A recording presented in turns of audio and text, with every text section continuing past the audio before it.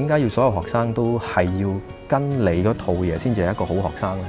其實上帝早已經俾我哋一個 calling， 就係要去服侍人。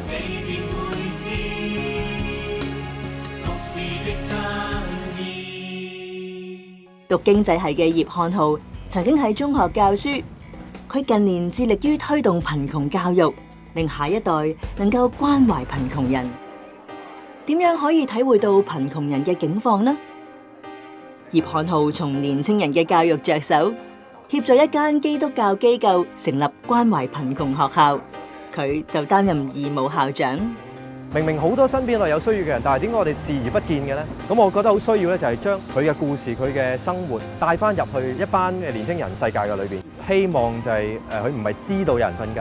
而係佢要明白瞓緊街嘅人佢嘅感受係點樣咧？佢經歷緊啲乜嘢咧？而唔係話我喺書本度見到香港貧富懸殊有幾嚴重啦，純粹一個數字，而係佢真係經歷過，以至到佢將來嘅關懷係嚟自第一身嘅感受。喺逆境中成長嘅葉漢浩相信，人可以因信仰同埋教育而改變。父母以愛教育自己嘅子女，葉漢浩教書嘅時候，同樣以愛心教育人哋嘅子女。咁心裏邊成日覺得喺香港嘅教育太快去將學生去標籤化，無論喺成績嗰度排名次啊，呢啲叫乖，呢啲叫曳，呢啲叫叻，呢啲叫渣，呢啲叫好學生，呢啲由班嘅分班到你自己個人嘅一啲偏見，其實都係不斷地將學生喺度分類，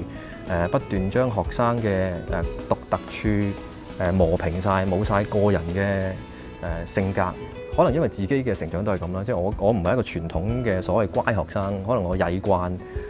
有人尊重我先至能夠發揮我嘅長處，所以其實係心裏邊好渴望能夠將學生去獨特處咧係發揮出嚟。咁所以同一班志同道合嘅即係同工去發展一啲嘅學校嘅政策，例如我哋即係將學校嘅成績表